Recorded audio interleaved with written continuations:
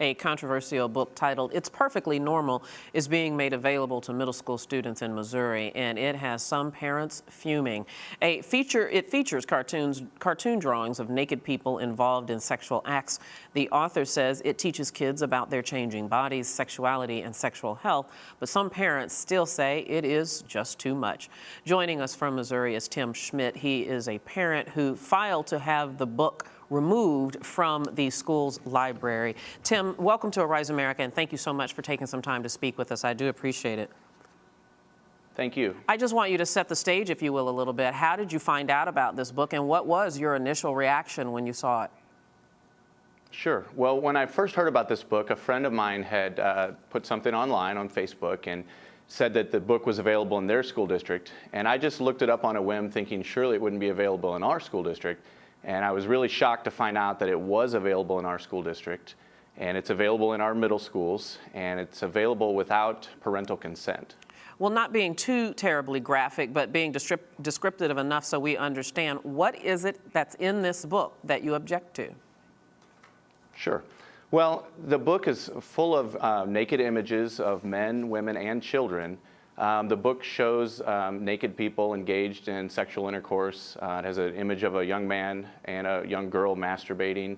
It teaches the kids how to do all these sexual things. And I'm not opposed to sex ed, but I am opposed to things like this being put in front of young children without parental knowledge or consent. So what at this age do you think is appropriate for students to see and learn?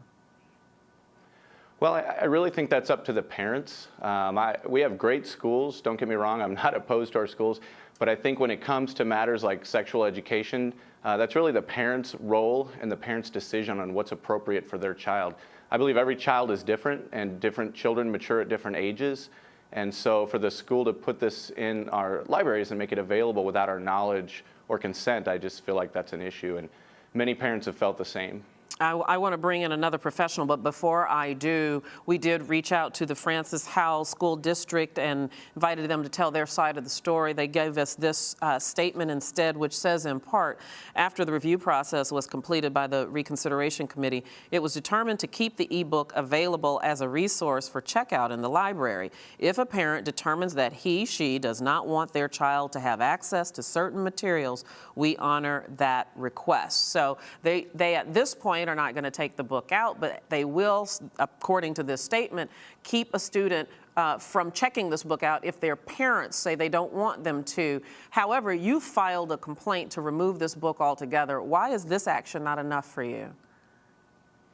Well, actually, their statement's a little disingenuous, because without this, without me bringing this up and bringing this to the public attention, most parents wouldn't know that this book was in the library to begin with.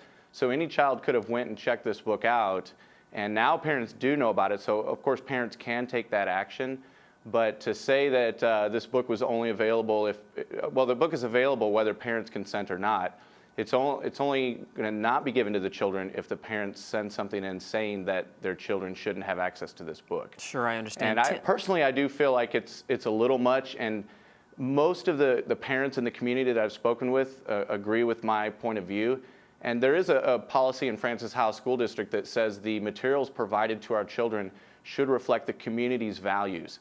And from what I've seen from parents, this does not reflect our community's values. Tim, I'm going to ask you to stand by. Don't go anywhere. I want to ask someone to join this conversation. On the phone is Professor Chris EMDIN. He is an associate professor of science education at Columbia University. Chris, you've been on Rise America before. Thank you so much for being on today. I do appreciate it. Pleasure to be here with you. In simple terms, you educate educators. So tell me what from your professional standpoint, what is appropriate for, and I believe these would be 10, 11, 12-year-olds, middle schoolers, what's appropriate for them to see and to learn about sexuality at this age? Well, you know, the first thing specifically related to this case is that the book that's in question is not a brand new book. It's been in print for years now. It's widely read. It's widely reviewed by educators and parents, and a vast majority of the reviews of the text speak to the fact that it has some benefit in opening up the door for parents, teachers, and young people to engage in conversations about sex and sexuality. So you've seen this book. I just want to ask what your reaction to it is. Well, my reaction to the book is that reading the book, the information in the book is technically accurate. It conveys the information in a way that doesn't sexualize it, but just describes the processes. The reproductive process, like the process of transformation, like the process of restoration, is a function of the human body.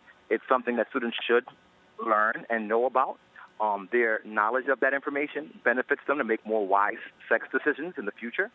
And, and our avoidance of opening up the door for kids to have text that allows them to have dialogue about these kind of issues just creates a repressive young person who inevitably, research tells us that young people who don't have the ability to have these conversations are more likely to make sex decisions, risky sex decisions, more likely to engage in unwanted pregnancies, et cetera. So the fact that we have a text that provides information, that provides visuals in a way that's not sexualizing the process but describing it technically is not an issue as far as I'm concerned. And Tim, and you don't need to feel like you have to engage in debate with Dr. EMDIN, but sure, he makes an interesting point. And wouldn't you not rather your children get this information in a responsible educational setting as opposed to getting it amongst their peers and on the playground, which is how and where they're going to get it anyway?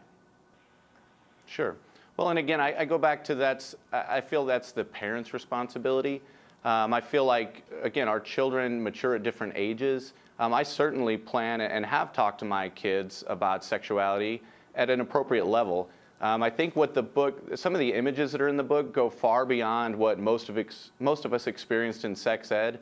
I mean, I had sex ed in high school. I don't remember seeing images of children masturbating or images of people having sex fully nude. And so I think it goes a little bit beyond what people normally think of with sex ed. And again, that's the reaction that I've gotten from parents in our school district. And I appreciate this gentleman's point of view, but he's not a parent in our school district, and I believe our school district parents should have the right to decide what is put in front of their children. And Chris, Tim makes a very good point, and that is these parents in this school district are paying taxes that funds that school, and so shouldn't they have a say about what is offered to their children for education? I believe they absolutely should have a say. I do definitely also respect this parent's opinion and his representation of the value of this community. And I do believe that the school in this instance has done the right thing in that the book is there. If a parent objects to having their student having access to that book, then the student would not be able to check the book out. But it's a very important piece that we're missing here, which is this. The book is not, it doesn't have a title that's hypersexualized. It doesn't talk about issues, in a glowing way about glorifying sex. It's a book entitled It's Perfectly Normal, to have a young person understand that it's normal to experience changes in their body and in their thinking as it relates to sexuality. And there's no young person who's going to go into the library, look for that book, and check out that book unless they have questions about their body and their sexuality. Otherwise, there would be no reason for them to check it out. And so if a kid goes there and is worried about themselves and then goes to a library to look for a text to help them to answer questions, it reflects the need for that kind of discourse and dialogue to be happening. And so what the school has done is, I'm going to leave the book there for young people who feel like they need it. If a parent objects, then the student will not be able to get it. And even though that student may be at a disservice, or if the parent believes that the student is in a better situation, the rule at play makes perfect sense. We're going to have to leave the conversation right there, but Tim, I'll say one thing. You have raised a conversation that does need to be had. Tim Schmidt, Dr. Chris EMDIN, thank you both. Appreciate it. Thank you, Tim. Thank you. Take care. And this is Arise America.